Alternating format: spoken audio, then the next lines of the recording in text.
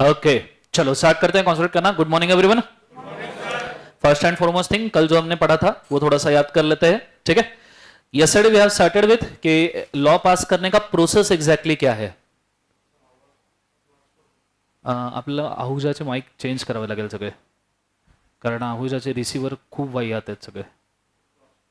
हां, studio master लावावं लागेल. एकदा सरांशी बोला ना. मी वरती सांगितलं, इथेही सांगितलं, ठीक है. मैं बोलता हूँ आज विशाल सरांशी. ओके सो कल हमने स्टार्ट किया था विद कि बेसिकली लॉ मतलब क्या होता है, फिर लॉ सिचुएशन के ऊपर डिपेंड होता है. Yesterday we have started with factors deciding law. कितने फैक्टर्स होते हैं लॉ डिसाइड करने के? 4. पहला सेफ्टी, दूसरा बेनिफिट, तीसरा not at the cost of other और चौथा एथिक्स. कौन से दो अज्यूम्ड होते हैं? Ethics and not at the cost of others. और सेफ्टी और बेनिफिट ये लिखा हुआ होता है. Clear concept? इसमें से इंपॉर्टेंट वाला कौन सा है, सेफ्टी या बेनिफिट?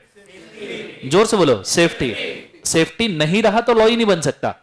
बेनिफिट नहीं रहा तो लॉ बन सकता है, बट सेफ्टी नहीं रहा तो लॉ बन सकता है क्या? नहीं. फिर हम आगे गए थे, हमने देखा था लॉ पास करने का प्रोसेस. फिर उसके अंदर हमने सबसे पहले देखा था कैटेगरीज ऑफ लॉ. कितने कैटेगरीज के लॉ है? 3. कौन कौन से? यूनियन, स्टेट और कॉन्करेंट. क्लियर है कंसेप्ट? यूनियन लॉ का example contract act, companies act, income tax act, sale of goods act. Okay, any example of state law? गुटखा बंद, दारू बंद, नशा सिगरेट मुक्ति, ये सब ना. उसके बाद में concurrent law, good night sweet dream take care, हाँ है ना. Goods and service tax act. Year कौन सा है गुड्स एंड सर्विस टैक्स का? 2000 से. नया नया 90 लाख पूरा कर गरम गरम लॉ है, ये सुनो. ये होने के बाद में अगली चीज हमने देखा था लॉ पास करने की प्रोसेस कितनी है. 2. एक सेंट्रल और दूसरी कौन सी? स्टेट. सेंट्रल प्रोसेस में सबसे पहले हम क्या करते हैं? ड्राफ्टिंग. उसके बाद में मस्त वाह वाह वाह गजनी लोगो वाह. घर पे जाके पढ़े? नहीं, घर जाके सर बैग ली ये डिशिम, ये कल सीधा सवेरे क्लास में लेके जाएंगे हैं. घर जाके बैग थोड़ी खोलते, पागल है हम. अभी तो एग्जाम में कितना समय बाकी है? दिन गिनवा दूं कितने समय बाकी है?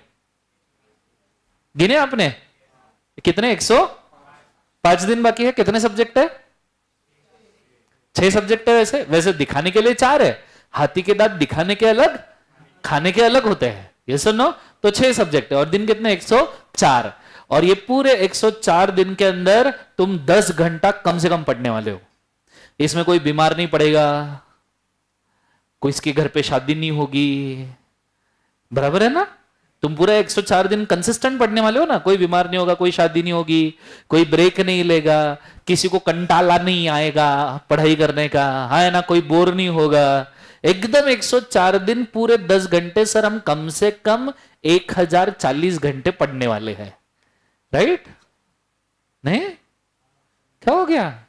हाँ तो बोलो सर हम कोई बीमार नहीं पड़ेंगे. बोलो कसम खाओ. हम आज से कोई बीमार नहीं पड़ेंगे. मच्छर काटा तो हम उसको वापस काटेंगे पर बीमार नहीं पड़ेंगे. बोलो हाँ या ना. निकम्मो पढ़ना शुरू करो अभी, ठीक है. ये अभी हो गया, 90 दिन बाकी रह जाएंगे. जब 50 दिन आते हैं तब थोड़ी सी नींद खुलती है. और तुम फाउंडेशन पे हो, यही अगर गलती से कुछ अटेम्प्ट लग गया तो इंटर पे क्या करोगे? और फिर फाइनल पे क्या करोगे? ऐसा बोला जाता है foundation is only 1%, inter is 10% and final is 100%. समझ में आ रहा है? यही अगर कुछ हो गया तो आगे तो बेटा शिट्टी पिट्टी गुल. तो घर जाके तुम ये जो बैग घुमा के फेंकते हो ना, उसको थोड़ा खोल लिया करो. गलती से एक आधी बुक खोल लिया करो. थोड़े से हवा आई, पन्ने पलट गए, गलती से एक आधा कंसेप्ट याद हो गया, ऐसी चीजें कर लिया करो, ठीक है. एटलीस्ट जितना पढ़ा रहा हूं वो घर पे डेली भी रिवाइज करो ना, तो भी तुम्हारा काम हो जाएगा. समझ में आ रहा है सबको? हाँ है ना. खाओ कसम. मैं अटेम्प्ट की कसम खाता हूं. देखो अटेम्प्ट की खा रहे हो तुम, याद रखना. मैं अटेम्प्ट की कसम खाता हूं कि मैं हर रोज घर जाके रिवाइज करूंगा. कोई बोल ही नहीं रहा. 2-3 लोग हैं बीच में. अटेम्प्ट बोला, बीच में चुप हो गए. नहीं तो बोलो मैं उसकी कसम खाता हूं. है चलो लेट्स गो. घर जाके रिवाइज करना जरूरी है. फिर process to pass the law, जिसके अंदर पहला क्या था? Drafting, introduction, first reading, comments और स्टैंडिंग कमेटी. आइडिया क्लियर है? फिर वापस से passing in the parliament, president और गवर्नर के अप्रूवल, और फिर उसके बाद में बन जाएगा लॉ. आइडिया क्लियर है मैं क्या कह रहा हूं? इस प्रोसेस को हमने कल अच्छे से समझा था. आज हम जाने वाले हैं हमारी सिलेबस के ऊपर. काय के ऊपर? सिलेबस। क्या सिलेबस है अपना लॉ का? कितने मार्क के लिए लॉ? 60 मार्क के लिए है। सच्ची? और 60 मार्क के लिए कितने लॉ दिए उन्होंने? लगाओ बोली। लगाओ बोली। कितने लॉ दिए उन्होंने? 5 फाइनल कंफर्म, 5-1, 5-2, 5-3। ठीक है। सबसे पहले लॉ का नाम क्या है? द इंडियन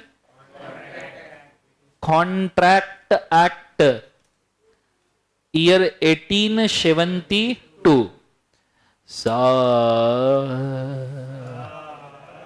जोर से बोलो सर। दूसरा लॉ सर ऐसा ही है, that is sale of goods act, year 1930। इसको हम प्यार से कहते हैं सोजा। हाँ ना? नहीं, वो नहीं बोला तो भी सो जाएंगे सर, कोई दिक्कत नहीं है। सो इसको हम प्यार से कहते हैं SOGA, sale of goods act. Third वाला कौन सा है? Partnership act 1932। ये सुनो। चौथा वाला लिमिटेड लाई बिल्ली, क्या है स्पेलिंग? हाँ, liability, limited liability partnership act, year कौन सा है? 2008। और उसके बाद में द कंपनीज एक्ट 2013। इतने लॉज आपको अप्लीकेबल है। इसमें से कॉन्ट्रैक्ट जो है, अगर मैं आपको थोड़ा ठीक से बोलूं तो कॉन्ट्रैक्ट एक्ट आपको 2 पार्ट में डिवाइड करके दिया है बच्चों। पहला पार्ट है नॉर्मल प्रोसीजर ऑफ कॉन्ट्रैक्ट, और दूसरा पार्ट है स्पेशल कॉन्ट्रैक्ट्स। कौन सा कॉन्ट्रैक्ट बोले एक बार उसे? Special contracts. Normal procedure of contract आपको सीए फाउंडेशन पे है, और स्पेशल कॉन्ट्रैक्ट्स आपको सीए इंटरमीडिएट पे है। आइडिया क्लियर है मैं क्या कह रहा हूं? जोर से बोले सर। नो, सोजा पूरा का पूरा यही है, पार्टनरशिप पूरा का पूरा यही है, उसके बाद में limited liability partnership act nearly पूरा का पूरा यही है। कंपनीज एक्ट ये फर्दर डिवाइड किया जाता है 3 पार्ट्स में। कंपनीज एक्ट का वेरी बेसिक ये आपको है फाउंडेशन पे। कंपनीज एक्ट का सेक्शन 1 से लेके सेक्शन नंबर 148 ये है आपको सीए इंटर लेवल पे, और कंपनीज एक्ट का सेक्शन 149 से सेक्शन 470 ये है आपको सीए फाइनल लेवल पे। तो ये जो कंपनीज एक्ट वाला लॉ है ये बहुत ही ज्यादा जरूरी वाला लॉ है। अगर आपके फाउंडेशन पे कंसेप्ट बहुत अच्छे से क्लियर रखेंगे तो इंटर पे आपको तकलीफ नहीं जाएगी, इंटर पे तकलीफ नहीं जाएगी तो फाइनल पे भी नहीं जाएगी। क्लियर है कंसेप्ट? इसलिए ये लॉ बहुत ही ज्यादा इंपॉर्टेंट है। एक बार मुझे सभी लॉज के नाम बोलो। पहला कौन सा है? इंडियन कॉन्ट्रैक्ट एक्ट, ईयर कौन सा है? 1872। दूसरा sale of goods act, year कौन सा? 1930। तीसरा पार्टनरशिप एक्ट, 2 मिनट रुको, पार्टनरशिप एक्ट ईयर कौन सा? 1932। नेक्स्ट वाला लिमिटेड लाइबिलिटी पार्टनरशिप, ईयर कौन सा? 2008। और फिर कंपनीज एक्ट 2013। आइडिया क्लियर है? 5 लॉज 60 मार्क के लिए। 5 लॉज कितने मार्क के लिए? 60। मतलब आप टेंटेटिवली समझ जा सकते हो कि हर लॉ का वेटेज 12 मार्क का है। आइडिया क्लियर है? तो कोई भी लॉ हम ऑप्शन में छोड़े ये पॉसिबल ही नहीं है, नहीं तो सीधा 12 मार्क गए। कंसेप्ट समझ में आया सबको? हाँ है ना? ये चीज को याद रखना। मैं चाहूंगा इसको पहले लिख कर रखो। आ जाओ बड़ा अंदर।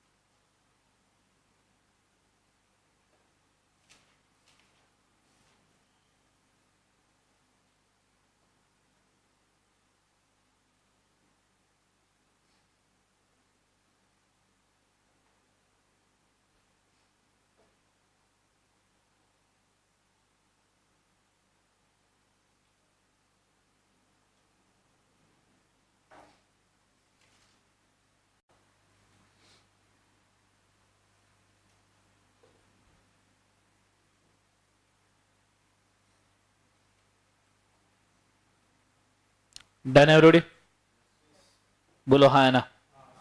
चल, ये चीज होने के बाद में अब मैं बढ़ रहा हूं आगे। आज से जो हम लॉ शुरू करने वाले हैं उसका नाम क्या है? Indian contract act. ईयर कौन सा है? 1872। सर, जोर से बोलो सर। सर, हमारा इंडिया तो 1947 में इंडिपेंडेंट हुआ। डाउट है किसी को? तो हाँ बोलो। सो हमारा इंडिया तो 1947 में इंडिपेंडेंट हुआ, वो भी 15 अगस्त को, बराबर है? क्योंकि 15 अगस्त को आजादी मिली थी हमको। और हम 26 जनवरी भी मनाते हैं। क्यों मनाते हैं? क्योंकि उस दिन छुट्टी मिलती है और चॉकलेट भी मिलते थे। हम क्यों मनाते हैं 26 जनवरी? उस दिन क्या हुआ था? कॉन्स्टिट्यूशन अप्लाई हुआ था। मेरे को बहुत जोर से डाउट आया है, पूछो क्या? जोर से पूछो क्या? इतने जोर से डाउट आया, जोर से तो पूछो कम से कम। कॉन्स्टिट्यूशन इंडिया का बना 1950 में 26 जनवरी को, बराबर है? कॉन्ट्रैक्ट का ईयर कौन सा है?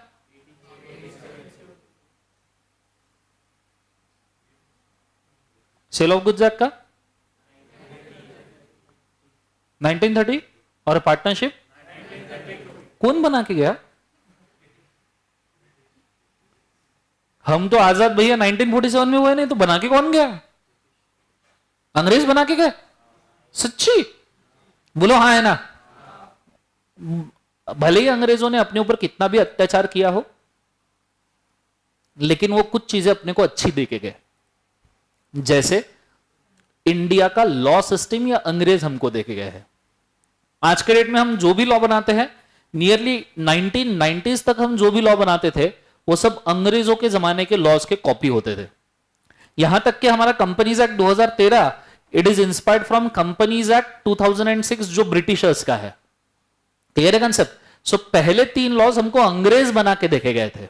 समझ में आ रहा है सबको? हाँ है ना। बचे हुए 2 हमने खुद ने बना लिए, हम सीख गए कि नहीं भाई वो बना सकते हैं तो अपन भी बना सकते हैं, नहीं कुछ तो कॉपी तो जरूर कर ही सकते हैं। वैसे भी कॉपी करने में अपन एक्सपर्ट है ना। हाँ है ना। बोलो यस और नो। 10वीं 12वीं तक की होगी ना? नहीं की? सामने वाले को कुछ पूछा होगा, पीछे वाले को कुछ पूछा होगा? कभी नहीं पूछा। पक्का? साइड वाले को, आजू बाजू वाले को कभी कुछ?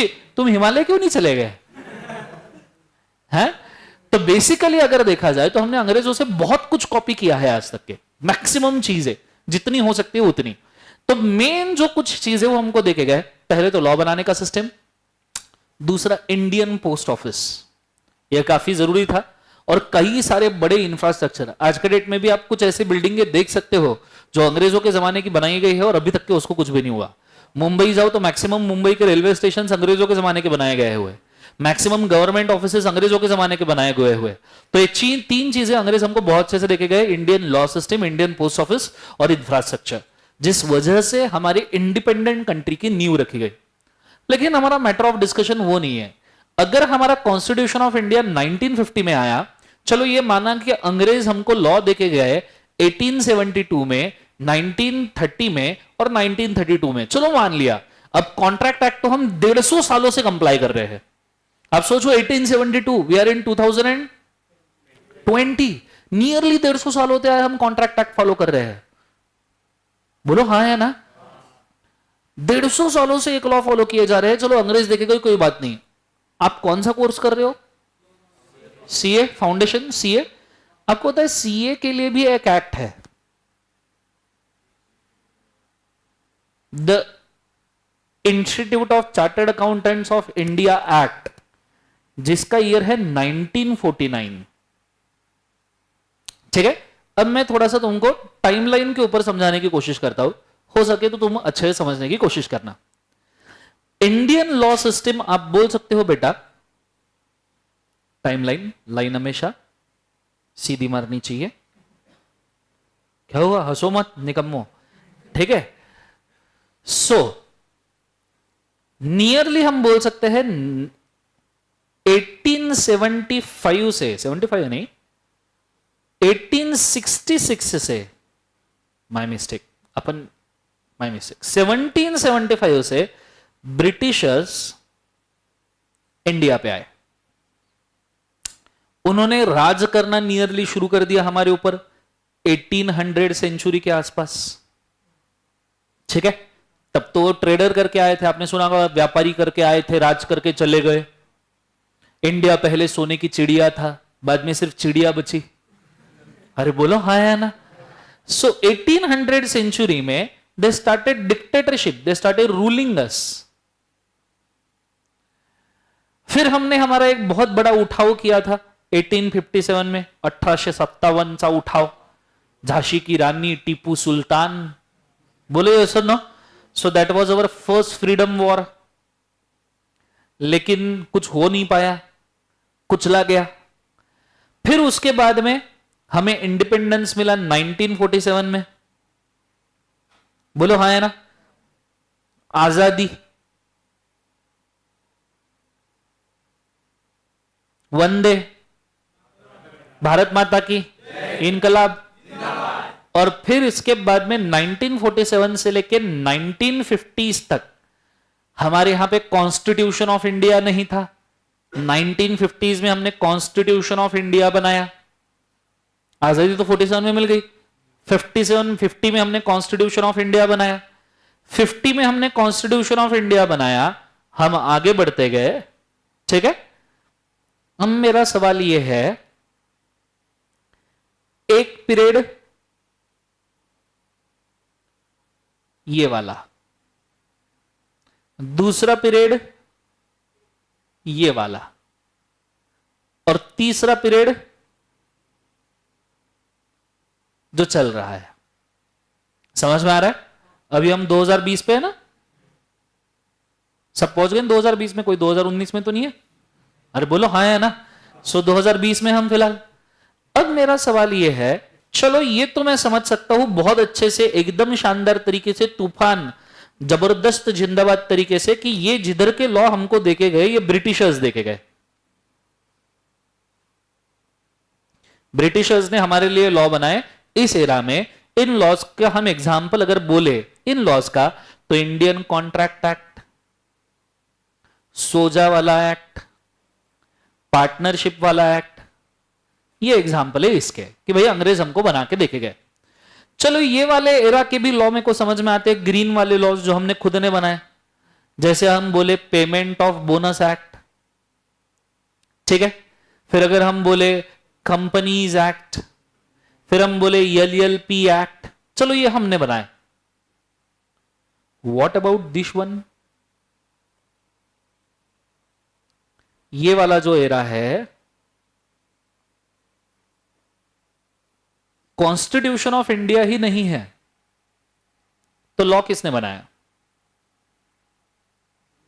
क्योंकि कल के इस डायग्राम के हिसाब से तो फिक्स है कि कॉन्स्टिट्यूशन ऑफ इंडिया के आर्टिकल में लिखा हुआ है कि कितने टाइप के लॉ बनते हैं, और आर्टिकल नंबर 245 पार्लियामेंट को पावर देता है, लेकिन कॉन्स्टिट्यूशन ही नहीं है, तो पार्लियामेंट को पावर दिया किसने? ठीक है, तो आर्टिकल 245 ही नहीं है, तो पार्लियामेंट को पावर किसने दिया?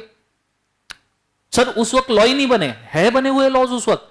हमारा institute of chartered accountants of India act 1949 उस बार का है। आपको पता है सीए डे, सीए डे सुना है? कौन सा होता है सीए डे?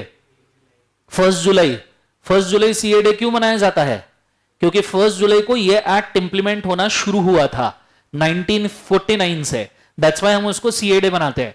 इंडिया का फाइनेंशियल पिलर वाला एक्ट, बैंकिंग रेगुलेशन एक्ट, इसका ईयर भी 1949 है बच्चों। मतलब ये समय में लॉ बने हुए हैं। तो सवाल है कि भैया इस समय में कॉन्स्टिट्यूशन ही नहीं है, कॉन्स्टिट्यूशन ही नहीं है तो आर्टिकल्स ही नहीं है, आर्टिकल ही नहीं है तो आर्टिकल नंबर 245 भी नहीं है, आर्टिकल 245 नहीं है तो पार्लियामेंट को पावर नहीं है, मतलब पार्लियामेंट ही नहीं है। बिना कॉन्स्टिट्यूशन के पार्लियामेंट कैसे आएगी? तो पार्लियामेंट भी नहीं है, तो लॉ बनाया किसने? सोचो, जवाब दो। तुम्हारा अस्तित्व खतरे में है। तुम जो कोर्स कर रहे हो उसकी लीगैलिटी खतरे में है। सीए एक्ट अगर इनवैलिड है तो कोर्स गया। मैं तो सीए बन गया, मेरा तो कितना कटेगा, समझ में आ रहा है, तुम्हारा कितना कटेगा, सोचो। सो टेल मी, किसने बनाया? ये इतनी डीप चीजें हैं ना, आपको कोई नहीं बोलेगा। आप बाहर जाके किसी को भी पूछ लेना, फाउंडेशन का बच्चा हो, फाइनल का बच्चा हो, they won't be able to answer. लेकिन तुम्हें समझ में आना चाहिए कि इंडिया की लॉ सिस्टम, लॉ पढ़ रहे हैं ना तो इज्जत से पढ़ना, पूरा का पूरा, स्टार्टिंग से लेके एंड तक। सो बोलो किसने बनाया?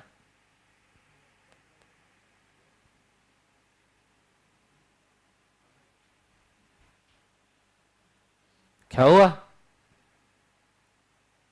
कोई तुम्हारी गलती नहीं है, फाइनल के बच्चे भी आंसर नहीं दे पाते, ठीक है, लेकिन क्योंकि उनको कभी फाउंडेशन पे किसी ने बताया ही नहीं, ठीक है। 1947 में जब इंडिपेंडेंस हमको मिला तो ब्रिटिशर्स हमारे लिए एक काम करके गए थे। उन्होंने बनाया था प्रोविजनल असेंबली। कौन सा assembly? Provisional assembly. What is provisional assembly? इसे हम प्रोविजनल पार्लियामेंट भी बोल सकते हैं। प्रोविजनल क्या बोल सकते हैं? पार्लियामेंट। कंसेप्ट समझ में आ रहा है? सो ब्रिटिशर्स ने पहला कंसेप्ट हमको दिया था प्रोविजनल असेंबली, जिसके अंदर इस असेंबली में हमने हमारे इंडिया के जितने भी फ्रीडम फाइटर्स थे, जितने भी फ्रीडम फाइटर्स थे, जितने भी उस वक्त थे, गांधी जी बोलो, पंडित जवाहरलाल नेहरू बोलो, लाल बहादुर शास्त्री बोलो, जितने भी फ्रीडम फाइटर उस वक्त जिंदा थे, उन सब फ्रीडम फाइटर्स को बुलाया और हमने उनको प्रोविजनल असेंबली में बिठा दिया और उनको बोल दिया तुम टेम्पररी पार्लियामेंट। कंसेप्ट समझ में आ रहा है सबको? हाँ है ना? जोर से बोलो सर। नो, वैसे भी इंडिपेंडेंस मिलने के बाद उनको कुछ काम तो बाकी नहीं रह गया था। अरे बोलो ना, हाँ है ना? इंडिपेंडेंस मिल गया, उनका मेन काम ही इंडिपेंडेंस लाता, तो हो गया। तो अब क्या करेंगे? तो हमने उनको प्रोविजनल असेंबली में बिठाया और हमने बोला कि इंडिया को चलाने के लिए टेम्पररी लेवल पे जितने भी लॉज लगते हैं आप बैठ के बनाओ। और तब जाके उन्होंने, मतलब हमारा कॉन्स्टिट्यूशन ऑफ इंडिया भी प्रोविजनल असेंबली ने पास किया है। कंसेप्ट समझ में आ रहा है? तो आपका आईसीआई वाला एक्ट, बैंकिंग रेगुलेशन एक्ट, ये किसने पास किया है? प्रोविजनल असेंबली, फ्रीडम फाइटर्स ने। मतलब ये बहुत फक्र की बात है कि तुम सीए बनोगे तो तुमको सीए बनने का राइट सीधा सीधा आता है फ्रीडम फाइटर्स से। भले ही वो जिंदा नहीं होंगे, बट उन्होंने आपको सीधा राइट दिया है कि आप इंडिया के चार्टर्ड अकाउंटेंट हो और इंडिया के तमाम बैलेंस शीट पीएनएल आप ऑडिट कर सकते हो। कंसेप्ट समझ में आ रहा है? तो ऐसे खुद को ऐसे फक्र महसूस होना चाहिए। आइडिया क्लियर है? अरे बोलो ना, हाँ है ना? जाने दो सर, इतना पढ़ना है हमको जिंदगी में, है। अच्छा, इंस्टीट्यूट का वो लोगो देखा है? लोगो कबूतर नहीं है वो, सब पब्लिक है। सो ईगल है वो, हाँ है ना?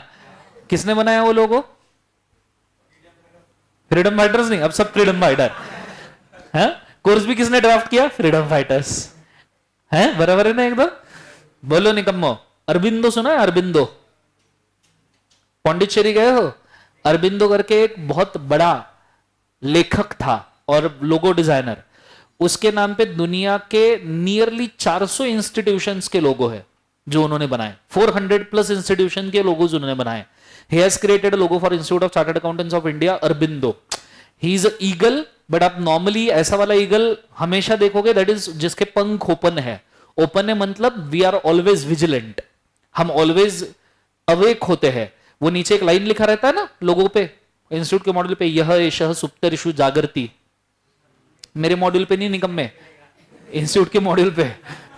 यह एषः सुप्तरिषु जागर्ति मतलब पूरी दुनिया जब सोती है फिर भी हम जागते रहते हैं।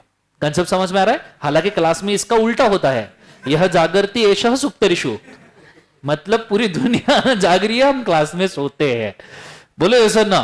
तो बेसिकली देखा जाए तो ये हमारे इंस्टीट्यूट का हिस्ट्री है। हम लॉ पढ़ रहे हैं तो कम से कम इतना तो पता होना चाहिए कि जिस कोर्स का लॉ पढ़ रहे हैं उसकी वैलिडिटी क्या है। कंसेप्ट समझ में आ रहा है? तो मैं चाहूंगा इसको भी लिख के रखो। गो फॉर इट फास्ट। टाइमलाइन अच्छे से ड्रॉ करना, हर चीज अच्छे से कोट करना।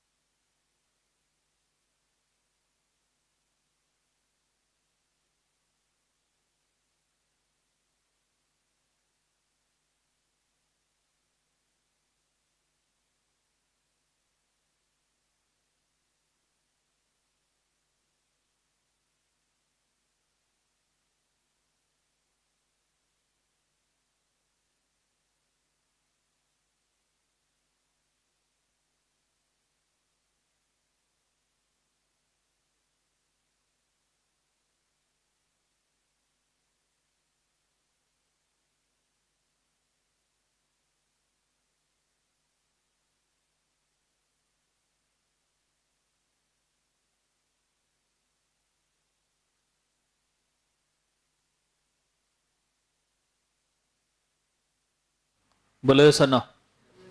आगे बढ़े बच्चों। सो यहां पे हमारा हिस्ट्री हो गया कि बेसिकली किस तरीके से हमारे लॉज बने हैं। कंसेप्ट समझ में आया? चल आज हम शुरू करते हैं कॉन्ट्रैक्ट एक्ट से। लेकिन आज कॉन्ट्रैक्ट एक्ट शुरू करने का मतलब ये नहीं है कि अपन सीधा डेफिनेशंस वगैरह पढ़ेंगे, ठीक है। हम कॉन्ट्रैक्ट एक्ट शुरू करेंगे बहुत बेसिक कंसेप्ट के साथ में कि बेसिकली कॉन्ट्रैक्ट का मतलब क्या होता है। Anyone what do you mean by contract? Sir contract मतलब सर कॉन्ट्रैक्ट सर उसमें क्या? एग्रीमेंट, बराबर है। कौन सा एग्रीमेंट? हर एग्रीमेंट कॉन्ट्रैक्ट है? हाँ नहीं, फिर कल मैंने तुम्हारे साथ ड्रग्स बेचने का एग्रीमेंट किया, चरस, कोकेन, अफीम, गांजा, बाबा जी की बूटी, ला ला ला ला ला ला ला, बोलो तो कॉन्ट्रैक्ट हो गया। कल तुमने मेरे को सुपारी दी या मैंने तुमको सुपारी दी, मैंने उसको सुपारी दी, नाम बोलो। निखिल को सुपारी दी साग्या को मारने की, because Nikhil is a supari man. So now tell me, Nikhil को अगर मैंने साग्या को मारने की सुपारी दी तो कॉन्ट्रैक्ट है? बॉन्ड पेपर लाया मैंने 500 रुपए का, उसके ऊपर लिखा आई दर्शन खरे gives a supari to Nikhil the supari man to kill the Sagya for ₹5 lakhs, full stop, signed Nikhil, signed Darshan Khare. Register करवा लिया गवर्नमेंट के पास में कॉन्ट्रैक्ट। नहीं, क्यों नहीं? इलीगल है तो इलीगल चीजें कॉन्ट्रैक्ट नहीं होती। क्या बात कर रहे? सच में? सच्ची? ऐसा? अच्छा, अगर मैंने महाराष्ट्र में गुटखा बेचने का कॉन्ट्रैक्ट किया, फॉर एग्जांपल मैं निखिल से कॉन्ट्रैक्ट किया कि मैं 5 किलो मानिक चंद और जिंदगी झंड ये बेचूंगा साग्या को, और कॉन्ट्रैक्ट के ऊपर साइन ले लिया, तो लीगल है इलीगल है? महाराष्ट्र में लीगल है इलीगल है? यही कॉन्ट्रैक्ट मैंने गुजरात में किया तो लीगल है। गुजरात में मैंने दारू का कॉन्ट्रैक्ट किया तो चलो चलो ये तो ठीक है। लेकिन तुम थोड़ा सा आगे भाग गए, मैं थोड़ा सा पीछे खींचूंगा पहले, फिर भी मैं पूछूंगा एक ही सवाल, कॉन्ट्रैक्ट मतलब क्या होता है?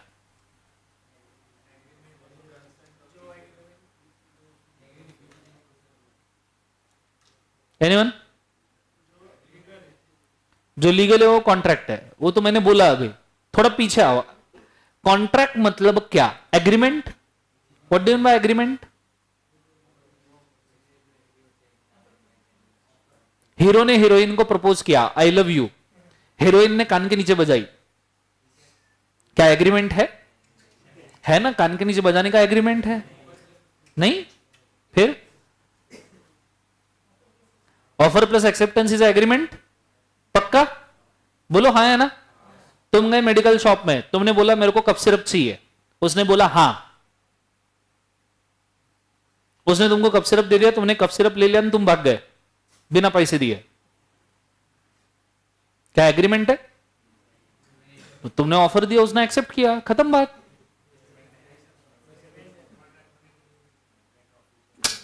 तुमने ऑफर दिया, कफ सिरप चाहिए, उसने एक्सेप्ट किया, कफ सिरप दिया, तुमने लिया, तुम भाग गए। तुमने तो बोला ऑफर प्लस एक्सेप्टेंस एग्रीमेंट। हाँ अच्छा, कंसिडरेशन भी चाहिए। ओके, तुम गए मेडिकल शॉप में, तुमने उसको बोला कि मेरे को कफ सिरप चाहिए, वो बोले बदले में क्या मिलेगा? तुम बोले मैं आसमान से चांद तारे तोड़ के ला दूंगा। कंसिडरेशन है ना? तो उसने कफ सिरप दिया, तुम चले गए आसमान में चांद तारे तोड़ने के लिए। हाँ, consideration in the terms of money चाहिए। मैं मेडिकल शॉप में गया, मैंने बोला मेरे को कफ सिरप चाहिए, वो बोले क्या दोगे? मैंने बोला मेरे पास ना एक टीवी पड़ा हुआ है घर पे जो मैं यूज नहीं करता, एलईडी टीवी है, नया टीवी है, गलती से खरीद लिया, मेरे को 20 रुपए का कफ सिरप दो, मैं तुमको 40,000 रुपए का टीवी देता हूं। वो मेरे को कफ सिरप देगा नहीं देगा? और 40,000 का टीवी लेगा नहीं लेगा? कहां गया मनी? मनी तो है ही नहीं। सर आप ऐसा करोगे तो क्या जवाब देंगे हम?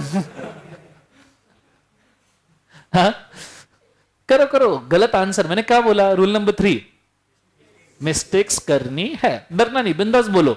इसी से तुम्हारे कंसेप्ट क्लियर होंगे। एटलीस्ट 4 चीजें तो क्लियर हो गई, जो हम क्रॉस कर रहे हैं एटलीस्ट 4 चीजें तो क्लियर हुई ना अपनी।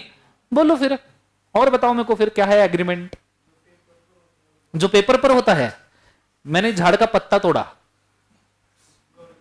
ठीक है, उसके ऊपर पूरा एग्रीमेंट लिखा, पीपल का पान, उसके ऊपर लव लेटर लिखते हैं लोग, हम तो चलो एग्रीमेंट लिख रहे हैं। पीपल का पत्ता तोड़ा, उसके ऊपर पूरा लिखा, नीचे साइन किया, गवर्नमेंट के पास लेके गया, फ्रैंकिंग करवा लिया। स्टैम्प पेपर नहीं है पर फ्रैंकिंग तो चलता है, गवर्नमेंट ने कर भी दिया। गवर्नमेंट का स्टैम्प ड्यूटी चाहिए ही चाहिए, फ्रैंकिंग पे भी तो स्टैम्प ड्यूटी पे करता हूं मैं, उतना ही। पीपल के पत्ते के ऊपर कॉन्ट्रैक्ट चलेगा। अच्छा, दूसरा तुम बोल रहे हो पेपर पे चाहिए, मैंने ऑनलाइन कॉन्ट्रैक्ट किया, डिजिटल सिग्नेचर से वेरीफाई करवा लिया,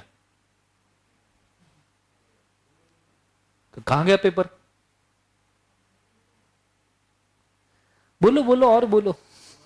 आज तो कॉन्ट्रैक्ट क्या नहीं है ये समझते हैं पहले, फिर समझेंगे कि कॉन्ट्रैक्ट क्या है। Agreement enforceable by law. What do you mean by law?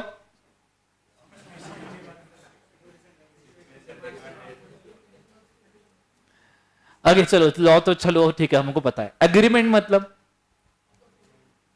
Offer plus acceptance is agreement. तो अगर मैंने ड्रग्स बेचने का कॉन्ट्रैक्ट किया, तुमने ड्रग्स खरीदने का कॉन्ट्रैक्ट एक्सेप्ट कर लिया, एग्रीमेंट।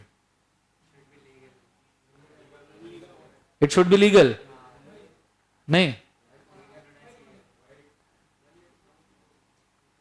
चलो अच्छी बात है, यहां तक भी सोचे सब लड़कों ने मिलके, लड़कियों ने कुछ नहीं सोचे, लड़के सिर्फ हंसते रहे डन। सो बोला करो जरा सा, कोई टेंशन वाली बात नहीं है, ठीक है। Hi how are you Andaman Nicobar में बैठा है भाई चलो स्टार्ट करते हैं, कॉन्सेंट्रेट करना अच्छे से। Now what do you mean by contract, please concentrate, ठीक है, बहुत जरूरी है ये बात एकदम तुम्हारी सही है, पर इसको एक स्पेसिफिक लॉजिक और एब्सोल्यूटनेस में देखना जरूरी है। समझो तुम मेडिकल शॉप में गए, तुमने बोला मेरे को कफ सिरप चाहिए। What you did, you give him the offer, हे मां शक्ति, हे मां, अरे मां,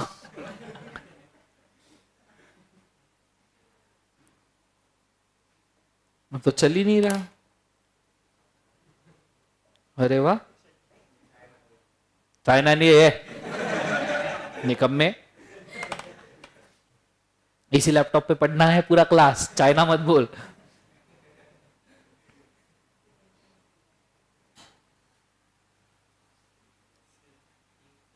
इंक खत्म हो गई,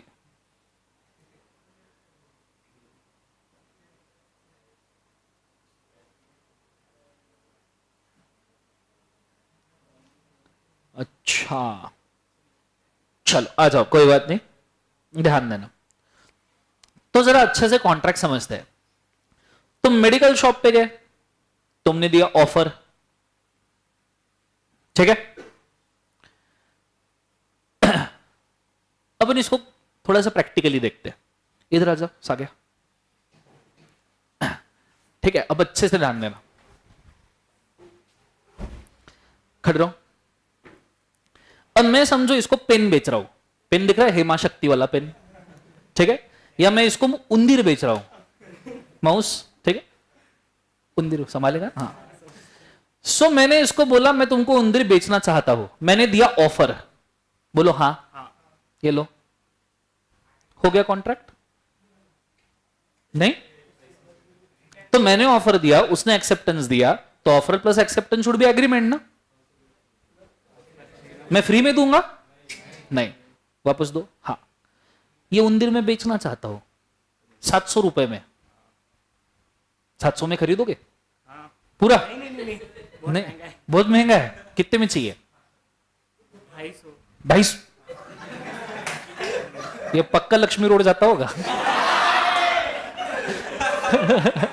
या तुलसी बाजार निगोशिएशन वाले एरिया में पक्का जाता होगा ये। सस्ता 250 में नहीं होगा भाई, मैं मैक्सिमम तुमको 600 में दे पाऊंगा, हाँ। और कम कितना?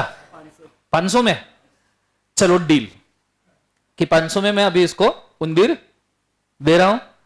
तो देखो पहली बार जब मैंने उसको दिया, हाँ, दिया तो ऑफर दिया, उसने एक्सेप्ट कर लिया, पर इससे एग्रीमेंट नहीं हुआ। जब उसने मेरे को बोला कि मैं 500 दूंगा, 500 निकालो, मैं देता हूं, डोंट वरी, वापस देना,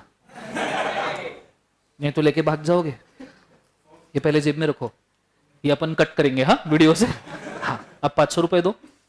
अब अच्छा माउस, हाँ सॉरी, सो पहले मैंने माउस दिया, ठीक है, अब 500 रुपए दोनों लेके भाग मत जाना। हाँ तो अब इसने मेरे को 500 रुपए दिया। देखो एक ऑफर, उसने माउस लिया, एक्सेप्टेंस, उसने मेरे को 500 दिया ऑफर, और मैंने 500 एक्सेप्ट किया, एक्सेप्टेंस। तो ये बात याद रखना, हर एग्रीमेंट में 2 ऑफर और 2 एक्सेप्टेंस होते हैं। समझो इसके 500 का इसने मेरे को ऑफर ही नहीं दिया, मैंने इसको सिर्फ माउस को ऑफर दिया और उसने माउस एक्सेप्ट कर लिया, तो एक ऑफर निकला, एक्सेप्टेंस निकला, बदले में कुछ आया क्या? तो बदले के लिए भी तो ऑफर और एक्सेप्टेंस होना चाहिए। समझो इसने मेरे को पहली बार क्या किया, मैंने बोला इसको 700, इसने मेरे को क्या बोला 250, तो इसने मेरे को 250 का ऑफर, देखो मेरा ऑफर तो कंफर्म था कि मैं माउस बेचना चाहता हूं, ठीक है, उसने एक्सेप्ट किया सर बेचो मेरे को, लेकिन उसने मेरे को क्या बोला 250, उसका 250 वाला ऑफर मैंने एक्सेप्ट किया क्या? नहीं, मतलब मेरा ऑफर और एक्सेप्टेंस हो गया, पर उसका ऑफर रिजेक्ट हुआ, तो नहीं एग्रीमेंट। फिर मैंने बोला 600, उसने मेरा ऑफर वापस रिजेक्ट कर दिया, पर मैंने जब 600 बोला, मैंने उसको पूछा 600 चलेगा क्या, फिर वो बोले 600, फिर मैंने बोला ओके, तो बात अलग है, लेकिन उसने मेरे को क्या बोला 500, मतलब उसने ऑफर दिया और मैंने एक्सेप्ट किया, मतलब एक ऑफर एक एक्सेप्टेंस और एक ऑफर और एक एक्सेप्टेंस, और फिर ये बन जाएगा एग्रीमेंट। मैं जब ऑफर दे रहा हूं मैं प्रॉमिस, और मैं जब ऑफर दे रहा हूं मैं प्रॉमिस, और ये जब ऑफर एक्सेप्ट कर रहा है ये प्रॉमिस ही, लेकिन ये जब मेरे को 500 रुपए का ऑफर दे रहा है ये क्या हो गया? प्रॉमिस। और मैं जब ऑफर 500 रुपए का एक्सेप्ट कर रहा हूं मैं क्या हो रहा हूं? प्रॉमिस ही। तो एक बात याद रखना, हर कॉन्ट्रैक्ट में 2 ऑफर 2 एक्सेप्टेंस, और प्रॉमिस का पोजीशन भी चेंज होगा। जब मेरा ऑफर है मैं प्रॉमिसर, जब उसका ऑफर है वो प्रॉमिसर। आइडिया क्लियर है मैं क्या कह रहा हूं? समझ में आ रहा है पक्का? थैंक यू सो मच सागर। ठीक है, अब आइडिया समझ में आया मैं क्या कहा? तो ये तुमको कोई बताएगा नहीं, मैं पहली बात आपको वापस से समझा रहा हूं, ये तुमको कोई बताएगा नहीं, पर ये समझना जरूरी है। देयर इज ऑफर 1, ठीक है, plus acceptance 1, offer 1 plus acceptance 1, ये हुआ माउस का। ये काय का ऑफर और एक्सेप्टेंस हुआ? माउस का। मैं माउस देना चाहता हूं, वो माउस लेना चाहता है, ये एक हुआ। फिर मैंने उसको क्या बोला, कितना पैसा देगा, कितना पैसा देगा, तो उसने मेरे को कितने रुपए बोले? 250, मैंने रिजेक्ट कर दिया। फिर मैंने 600 बोले, उसने रिजेक्ट कर दिया। फिर वो क्या बोले? 500, मतलब उसने दिया ऑफर 2 और मैंने उसको एक्सेप्ट किया एक्सेप्टेंस 2। ये काय का है? मनी। ये काय का है? मनी। ये काय का है? माउस। आइडिया क्लियर है? जब ये दोनों मिले, जब ये दोनों मिले, तब आपका क्या बन रहा है? एग्रीमेंट। कंसेप्ट समझ में आया? अब मैं इसमें भी समझाने की कोशिश करूंगा, बड़े अच्छे से समझना। मेरे लिए मनी कंसीडरेशन है, उसके लिए माउस कंसीडरेशन है। कंसेप्ट समझ में आया? तो इसमें से कोई भी एक चीज कंसीडरेशन होना जरूरी है। आइडिया क्लियर है मैं क्या कह रहा हूं? जोर से बोलो सर। नो, प्लस इसके साथ में एक और चीज होना जरूरी है, लीगल। क्या होना जरूरी है? लीगल। जब एक ऑफर एक एक्सेप्टेंस से मिलता है, मैं माउस देना चाहता हूं, तू लेना चाहता है, बोले हां, जब एक ऑफर एक एक्सेप्टेंस से मिलता है वो बनता है प्रॉमिस। सो प्रॉमिस 1। जब दूसरा ऑफर दूसरे एक्सेप्टेंस से मिलता है, वो बोलेगा मैं 500 रुपए देना चाहता हूं, मैंने बोला हां, ये उसका प्रॉमिस है। मेरा प्रॉमिस था माउस देना, उसका प्रॉमिस है 500 रुपए देना, ये हो गया प्रॉमिस 2। जब प्रॉमिस 1 प्रॉमिस 2 से मिले और साथ में ये लीगल हो, साथ में ये क्या हो? लीगल हो, तो जाके आपका बनता है कॉन्ट्रैक्ट। आइडिया क्लियर है बच्चों मैं क्या कह रहा हूं? जोर से बोले एक बार सुनो।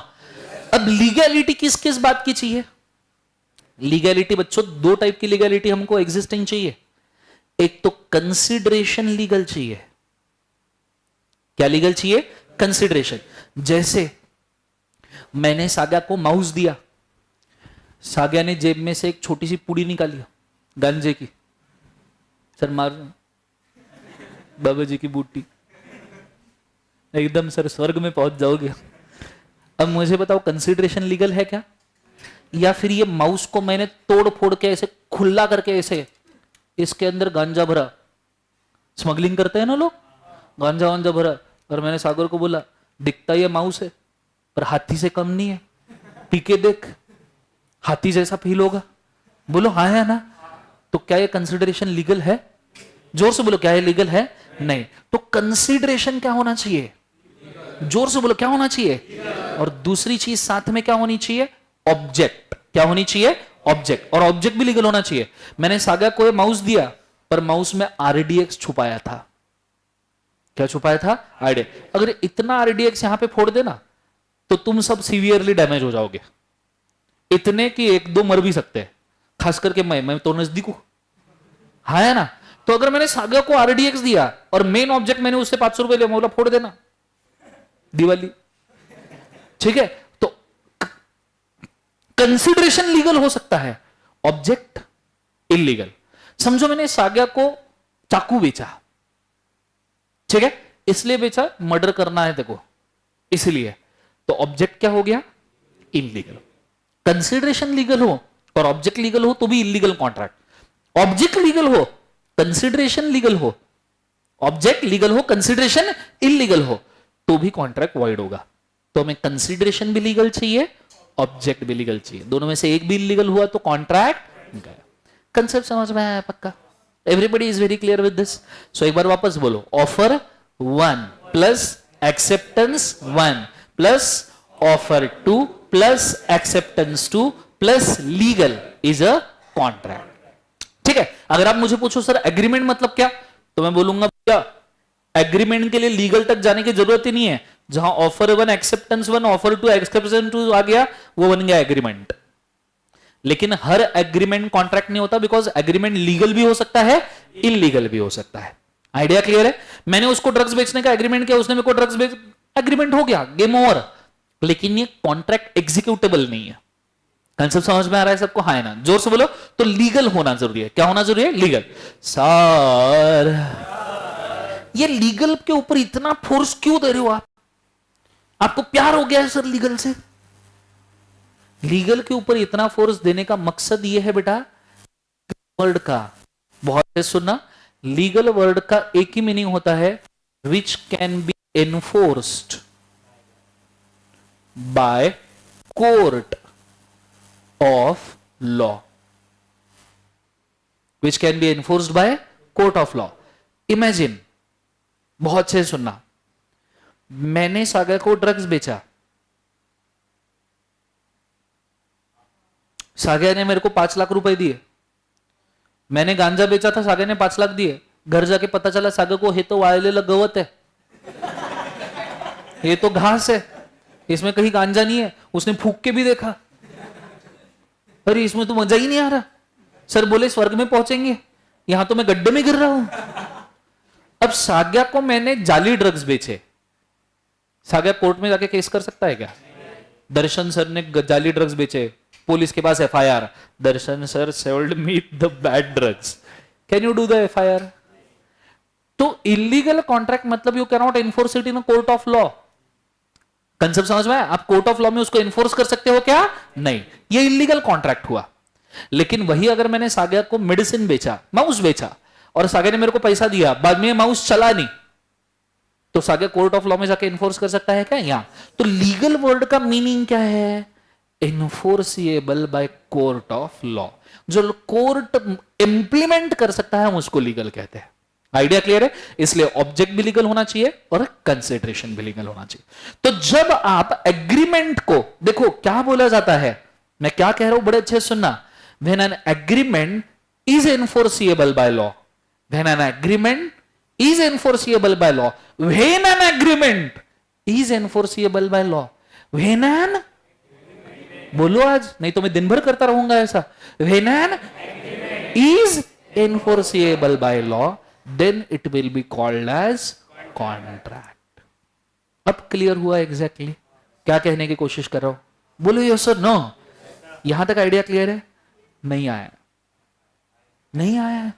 आ ही नहीं सकता, मैंने अभी तक खत्म ही नहीं किया, और चीज बाकी है। पूछो क्या, जोर से पूछो क्या, सर क्या बोलना चाहते हो सर? नहीं ऐसे नहीं, अच्छा ये बिल्ली ने पूछा हुआ लगा मेरे को। सो पूछो क्या sir? It should be possible of performing, it should be possible of performing. पुराने मूवीज देखे, हीरो हीरोइन के लिए क्या, हीरो हीरोइन को बोलता था आई लव यू, हीरोइन बोलती थी आई लव यू टू, फिर हीरो बोलता था तुम मेरे लिए क्या कर सकती हो।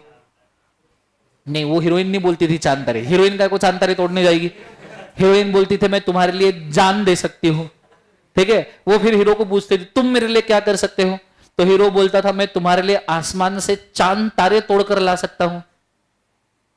समझो ऐसा हीरो ने बोला और हीरोइन ने स्टैम्प पेपर निकाला,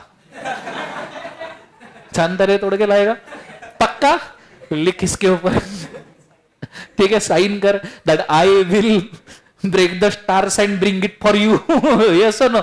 तो लिख इसके ऊपर, और नीचे दोनों ने साइन किया। क्या ये कॉन्ट्रैक्ट माना जाएगा? जोर से बोलो, बोलो हाँ है ना। तो बेसिक एक चीज और जरूरी है, पॉसिबिलिटी ऑफ परफॉर्मेंस। आपका पॉसिबिलिटी ऑफ परफॉर्मेंस मतलब कंसिडरेशन भी पॉसिबल होना चाहिए, और आपका ऑब्जेक्ट भी पॉसिबल होना चाहिए। कंसिडरेशन भी पॉसिबल होना चाहिए, ऑब्जेक्ट भी। कंसिडरेशन कैसे पॉसिबल हो सकता है सर? मैं माउस दे रहा हूं, मुझे पैसा मिल रहा है, माउस भी पॉसिबल है, पैसा भी पॉसिबल है। आइडिया क्लियर है? मैंने बोला कि अगर साग्या मुझे 2 लाख रुपए देगा तो साग्या के शादी में अपन राजपाल यादव को डांस करने लगाएंगे। किसको? राजपाल यादव को क्या करने लगाएंगे? डांस। समझो खुदा ना खास्ता ऐसा ना हो, पर बेचारा राजपाल यादव का एक्सीडेंट हो गया, पैर फ्रैक्चर हो गया, ऐसा ना हो, तो राजपाल यादव डांस कर पाएगा? अब मेरे को पता था कि राजपाल यादव का एक्सीडेंट हुआ है, मेरे को पता था कि राजपाल यादव डांस नहीं कर सकता, और फिर भी अगर मैं साग्या से 2 लाख रुपए ले रहा हूं और बोल रहा हूं तेरे शादी में राजपाल यादव डांस करेगा, तो क्या कंसिडरेशन पॉसिबल है? जोर से बोलो, क्या पॉसिबल है? तो कंसिडरेशन इम्पॉसिबल हो गया। ऑब्जेक्ट भी पॉसिबल होना चाहिए। क्या पॉसिबल होना चाहिए? ऑब्जेक्ट। मैं चांद तारे तोड़ के ला दूंगा? आजकल के डेट में डायलॉग मार के देखो लड़की को, लड़की चांद तारे वही दिखा देगी। अरे बोलो ना, हाँ लड़की को बोलो आई लव यू, बोलेगी क्या कर सकते हो? चांद तारे तोड़ के ला दूंगा। पहले मैंने ही ला दिए, है ना। तो ऑब्वियस सी बात है कि ऑब्जेक्ट कैसा होना चाहिए? एकदम जबरदस्त होना चाहिए, सही वाला होना चाहिए, पॉसिबल होना चाहिए। जैसे लड़की ने पूछा मेरे लिए क्या कर सकते हो, बोलना मैं तेरे को डायमंड की रिंग गिफ्ट करूंगा। पॉसिबल है? नहीं, फिलहाल अपनी फकीरियत के हालत से तो पॉसिबल है नहीं, लेकिन वैसे तो पॉसिबल है। सीए बनेंगे तो ला तो सकते ना, डायमंड की रिंग नहीं ला सकते सीए बनने का? अपन तो पूरा कोहिनूर ला ले। हाँ क्या? हाँ कोहिनूर नहीं मिलता, ठीक, इतने सेंटीमत हो, कोई बात नहीं। सो बेसिकली अगर हम देखा, हाँ लगे हाँ सर कोहिनूर, अभी तक पता नहीं लड़की का जिंदगी में कहा है, लोग कोहिनूर पे पहुंच गए, वाह। सो बेसिकली जब हमको बोला जाएगा लड़की क्या कर सकते हो, डायमंड रिंग दे सकता हूं। Possibility of performance, object is specific. So consideration भी पॉसिबल होना चाहिए, ऑब्जेक्ट भी पॉसिबल होना चाहिए। अब समझ में आ रहा है पक्का? Everybody is very clear? बोलो पक्का समझ में आया? तो ये चीजों को लिख लो, ये होता है हमारा कॉन्ट्रैक्ट का मतलब। ठीक है, go for it fast.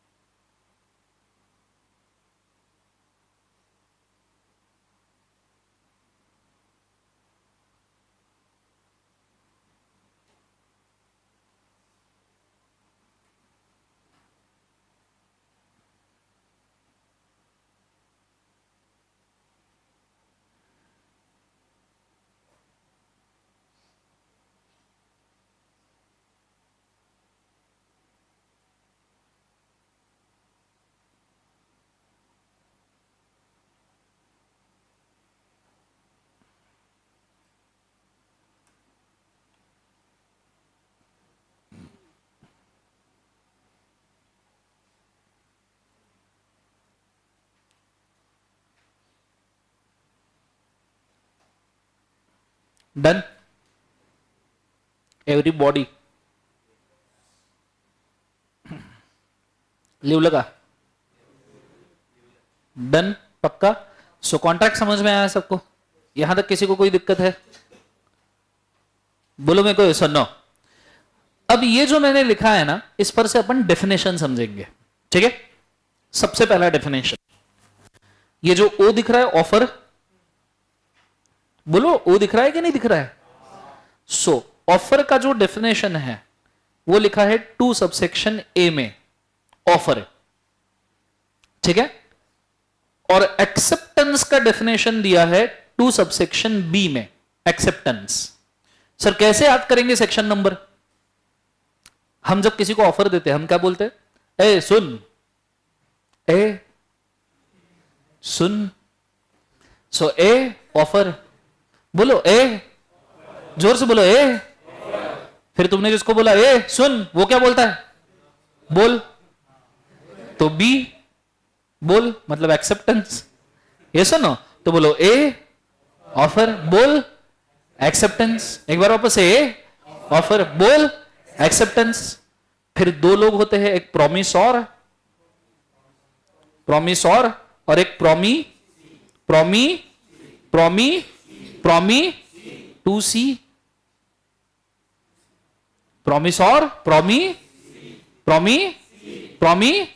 A offer, B बोल एक्सेप्टेंस, बी फॉर बोल एक्सेप्टेंस बोलना। सो ए ऑफर, बी बोल एक्सेप्टेंस, सी प्रॉमिस और प्रॉमी सी। फिर डी 2D कंसी दर्शन, बोलो कंसी दर्शन। अरे हाँ है ना? सो कंसी दर्शन, ये डी फॉर दर्शन, ये सुनो। सो कंसी, सो ए ऑफर, बी बोल एक्सेप्टेंस, सी प्रॉमिस और प्रॉमिसी, डी कंसी दर्शन। आइडिया क्लियर है? बोलो हाँ है ना? फिर 2E एग्री, 2E एग्री, जोर से बोलो 2E agree, promisee agreement. Idea clear है? सो एक बार वापस से ए ऑफर, बी बोल एक्सेप्टेंस, सी प्रॉमिस और promisee, D consideration, E agreement. Concept समझ में आ रहा है? ये सुन नो। सो पहले इन डेफिनेशंस को निपटाते, आ जाओ। ए,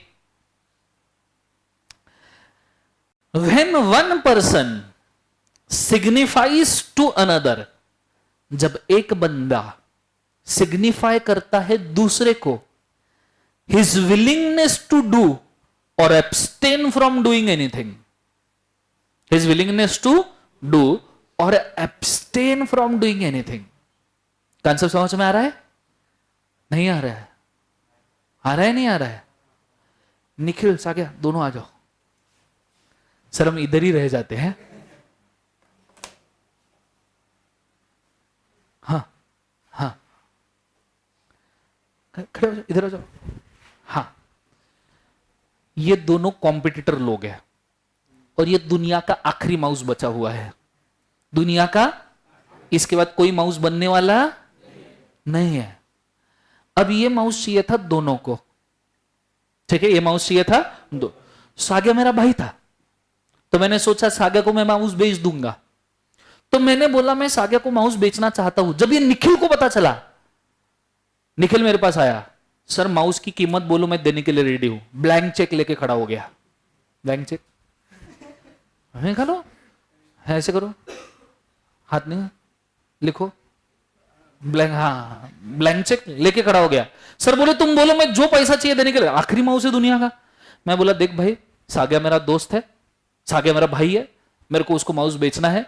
ये पैसे वैसे से मेरे को कोई फर्क नहीं पड़ता, पैसे से मेरे को फर्क नहीं पड़ता। निखिल बोले सर प्लीज मेरे को बेच दो, तुम जितने चाहिए उतने पैसे दूंगा। पैसे वैसे की कमी है, इज्जत क्या? इज्जत। बोला भाई को धोखा दूंगा, इज्जत क्या रहेगी मेरी?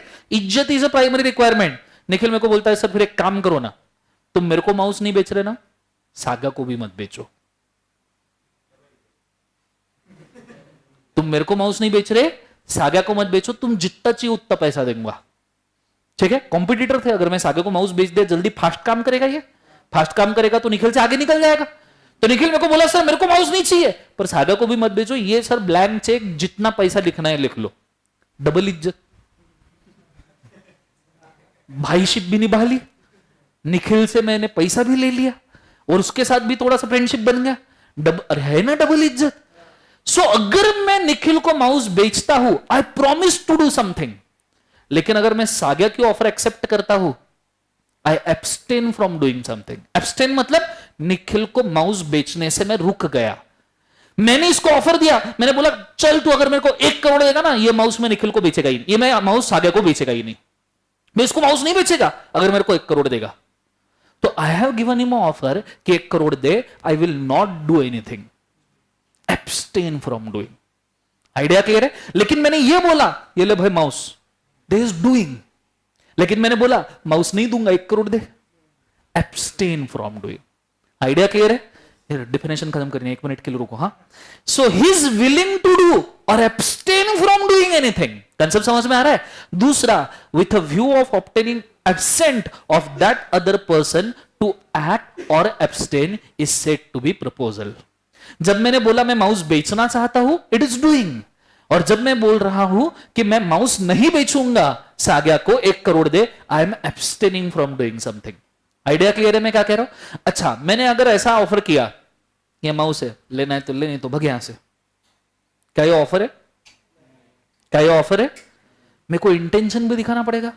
मैंने ऐसा बोला नहीं तो ले, नहीं तो जा यहां से, तो ये का ऑफर हो जाएगा? नहीं, मेरा इंटेंशन होना चाहिए कि बदले में हाँ बोले, बोलो हाँ ठीक है, मैं ऐसे ले, प्लीज ले ले, आज के दिन। समझ में आ रहा है सबको? This is offer. क्लियर है? या तो फिर मैं नहीं बेचूंगा, बिल्कुल नहीं बेचूंगा, कसम से नहीं बेचूंगा, इसको तो बिल्कुल नहीं, या आखिरी आदमी रहा तो भी नहीं बेचूंगा। ठीक है, दिस इज ऑफर। ठीक है, लेना है तो ले, नहीं तो तू तेरा देख, इज नॉट ऑफर। कंसेप्ट समझ में आ रहा है सबको? हाँ है ना? एब्सटेन क्लियर हो रहा है मैं क्या कह रहा हूं। तो एक तो मैं माउस बेच रहा हूं या बेचने से मना कर रहा हूं। क्या कर रहा हूं? मना। उसके लिए भी कंसिडरेशन मिल सकता है। आइडिया क्लियर है। दूसरा एग्जांपल, दूसरा, पूना के 2 सबसे बड़े स्वीट मार्ट वाले कौन है? काका हलवाई और चित्तड़। बोलो ये सुन, मैं समझो चित्तड़ है, ये समझो काका हलवाई। क्लियर है कंसेप्ट? मैं मेरा बिजनेस एक्सपांड कर रहा था, ये भी इसका बिजनेस एक्सपांड कर रहा था। अब मैंने पेठ एरिया, कोथरूड, करवे नगर, सब एरिया कैप्चर कर लिए, जो पुणे के सेंट्रल एरियाज है, मैंने उन सब सेंट्रल एरियाज को कैप्चर कर लिया। ये भाई औंध, निगड़ी, पाषाण, बानेर, ये सब एरिया इसने कैप्चर कर लिए। अब ये क्या बोल रहा है, सर तुम तुम्हारा बिजनेस देखो, मैं मेरा बिजनेस देखूंगा, तुम मेरी एरिया में कुछ नहीं बेचोगे, मैं तुम्हारी एरिया में कुछ नहीं बेचूंगा। मैं बोला मैं तेरी एरिया में चल नहीं बेचूंगा, मेरे को 2 करोड़ रुपए दे। एग्रीमेंट हो सकता है क्या? ना करने का भी एग्रीमेंट हो सकता है क्या? बिल्कुल हो सकता है क्या? क्योंकि this is also abstain from doing. Idea clear है मैं क्या कह रहा हूं? जोर से बोले एक बार, यस और नो। कंसेप्ट एग्जैक्ट क्लियर है। चलो, thank you so much, thank you so much, बैठो। सो हमारा प्रपोजल का डेफिनेशन क्या है? सब जन साथ साथ में पढ़ेंगे। रेडी? सब जन साथ साथ में 1 2 3 बोलो। क्या है? When one person signifies to another his willingness to do or abstain from doing anything with a view, देखो ये जरूरी है, करना है तो कर, नहीं तो भगनी। So with a view of obtaining assent, मेरा इंटेंशन होना चाहिए भैया हाँ बोल। मेरा इंटेंशन क्या होना चाहिए? हाँ बोल। ऐसा अगर किसी हीरो ने हीरोइन को प्रपोज किया, आई लव यू, जा तेल लेने, तो प्रपोजल माना जाएगा क्या? ऐसे प्रपोजल ऐसे घुटने पे बैठ के, हाथ में रेड रोज लिए, पीछे वायलिन बज रहे हैं, ऐसा होना चाहिए ना? हाँ है ना? कि बदले में हाँ आए करके, अरे बोलो sir no. So with assent, obtaining the assent that the other to such act और एब्सेंट, मतलब जो मैं ऑफर कर रहा हूं या जो मैं करने से मना कर रहा हूं, दोनों चीजों के लिए उसने हाँ बोलना चाहिए। आइडिया क्लियर है? Then he is said to make a proposal. यहां तक आइडिया क्लियर है? मतलब ऑफर है, ये काय का डेफिनेशन है? ऑफर है। ए ऑफर। क्लियर है? एक बार बुक ओपन करो, पढ़ो अच्छे से। कुछ वर्ड्स मार्क कर रहा हूं, वो वर्ड्स याद रखना कंपल्सरीली।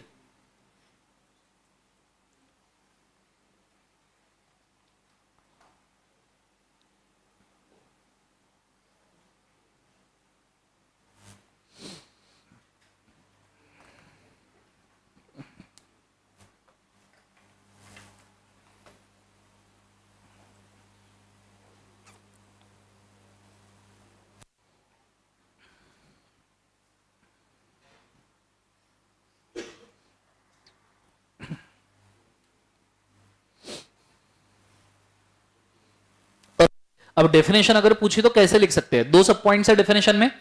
पहला लाइन सिंपल है, when one person signifies to another.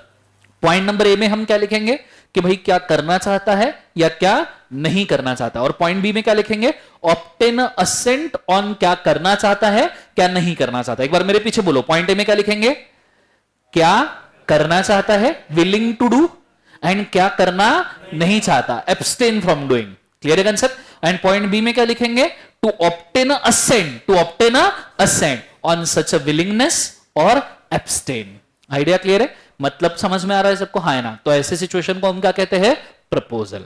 Idea clear है मैं क्या कह रहा हूं? दूसरा, अब ये हो गया पहला वाला डेफिनेशन। डेफिनेशन दूसरा, to be, when a person to whom the proposal is made signifies his assent thereto, the proposal is said to be accepted।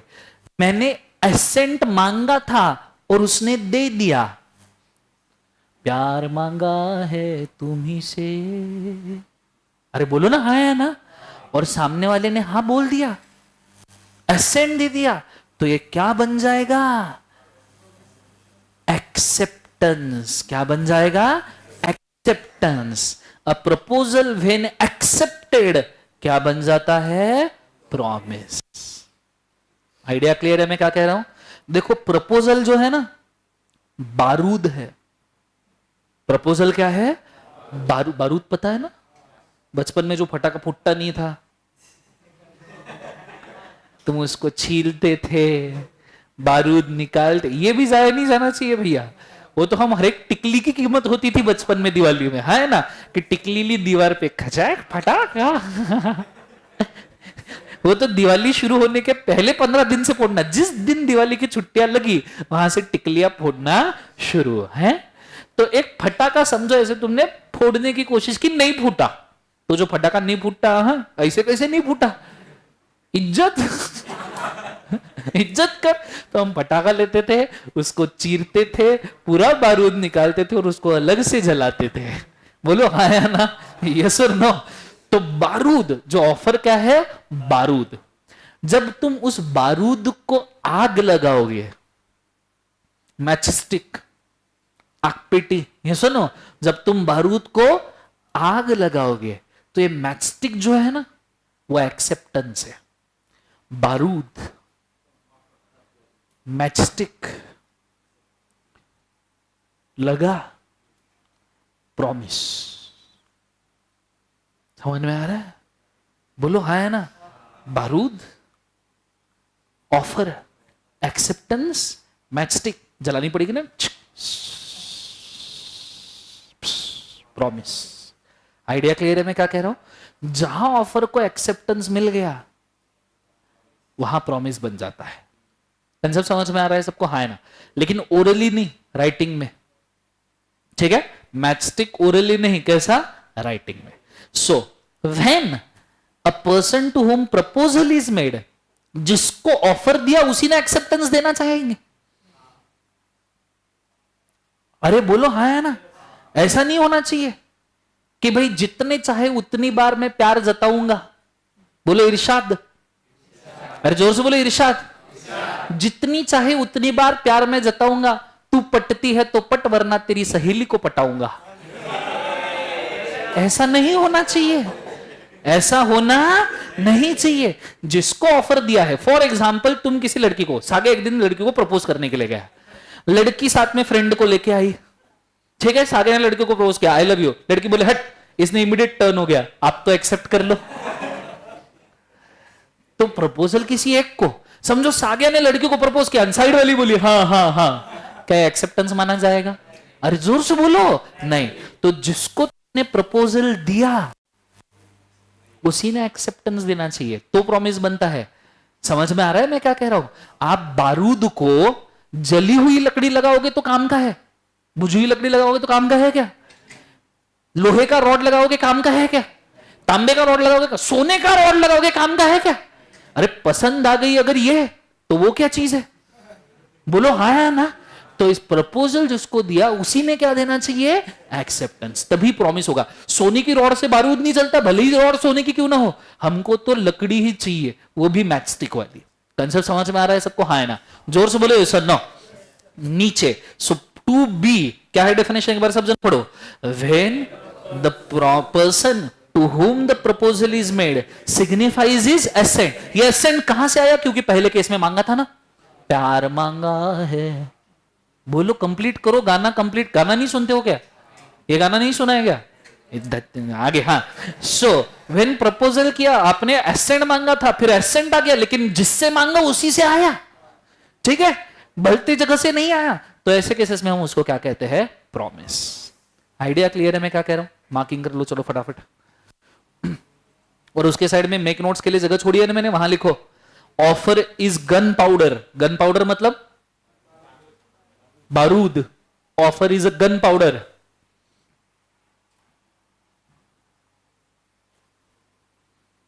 And acceptance is a match stick. And acceptance is a match stick.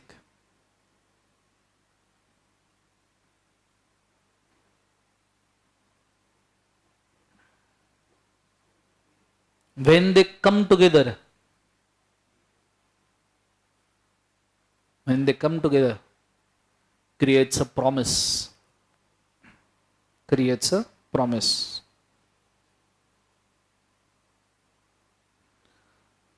Creates a promise. अच्छा, जो promise, जो proposal करता है उसको क्या कहते हैं, promise और प्रॉमिसी? प्रॉमिसॉर। जोर से बोलो। और जो प्रपोजल एक्सेप्ट करता है उसे क्या कहते हैं, प्रॉमिसी। कंसेप्ट समझ में आया? सो यहां प्रॉमिसॉर एंड प्रॉमिसी।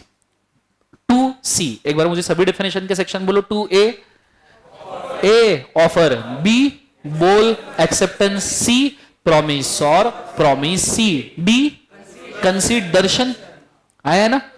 E agreement. यहां तक आइडिया क्लियर है पक्का? सो प्रॉमिस और प्रॉमिसी हो गया, इजी है। The person who make a proposal is promisor, person who accept a proposal is a promisee. फिर आता है भैया वो कंसी। डेफिनेशन थोड़ा सा अजीब है, लेकिन हमने ऑफर बहुत अच्छे से देखा है। एक्ट और एब्सटेन ऑफर होता है, तो एक बार पढ़ के देखो मन में, समझ में आता है क्या?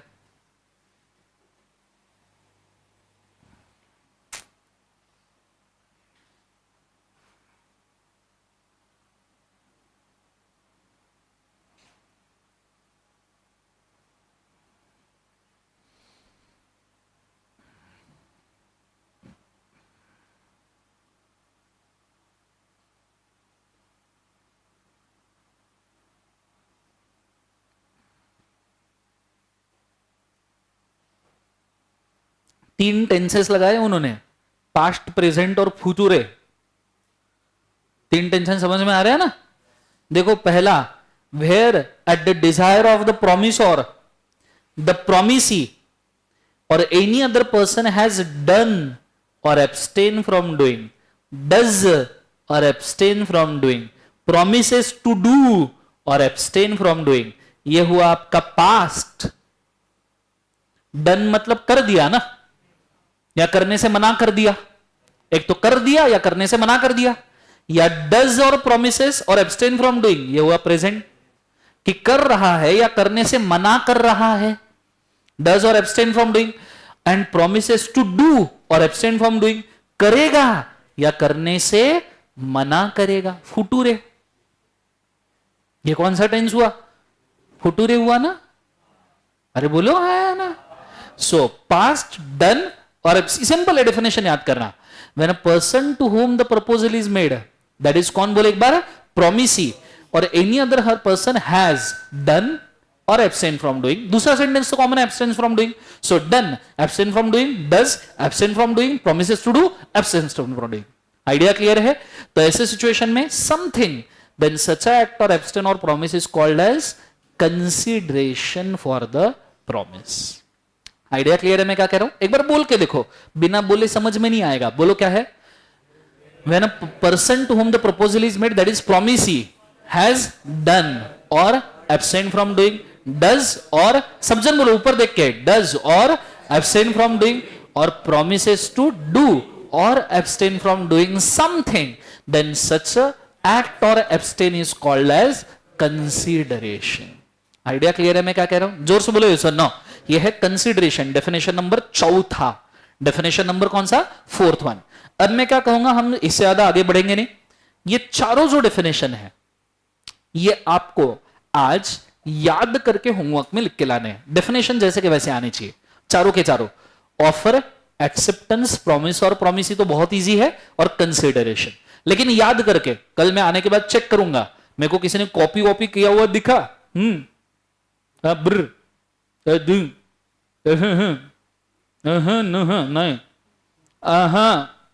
समझ में आ रहा है क्या? हाँ है ना. तो 4 डेफिनेशन में कल देखूंगा. जिसने कॉपी किया उसको मैं खड़ा कर दूंगा, और जिसने होमवर्क नहीं भी किया उसको भी मैं खड़ा कर दूंगा. सर क्या अभी हम बड़े हो गए, अरे क्लास में खड़े रहेंगे? मेरे क्लास में तो सीए फाइनल के बच्चे भी खड़े रहते हैं, वो भी 2.5-3 घंटे. शुक्र करो तुम्हारी क्लास 1.5 घंटे की है. समझ में आ रहा है? तो पढ़ना तो पड़ेगा. मेरे क्लास का एक ही रूल है, जो पढ़ेगा वो बढ़ेगा, जो नहीं पढ़ेगा वो खड़ा रहेगा. Simple as that. क्लास में रह सकते हो लेकिन खड़ा रहना पड़ेगा. तो मेरे को कल चारों डेफिनेशन याद करके लिखे होनी चाहिए. और कैसा 9 साल से पढ़ा रहा हूं ना, तो एक्सपीरियंस है कि भाई कॉपी कैसे किया जाता है, याद करके कैसे लिखा जाता है, लैंग्वेज समझ में आती है. समझ में आ रहा है? हाँ, समझ में आ रहा है मैं क्या बोलना चाह रहा हूं? तो कल कॉपी करके आना क्या नहीं, 4 डेफिनेशन याद करना, ईमानदारी से लिख के लाना. आइडिया क्लियर है मैं क्या कह रहा हूं? जोर से बोलो सर. नो. तो आज हम 4 डेफिनेशन कंप्लीट किए, बचे हुए अपन कल देखेंगे. आज के लिए अपन इतना काफी करते हैं. This is all for today. Have a nice day. Thank you बोलो, जोर से बोलो. चलो गुड.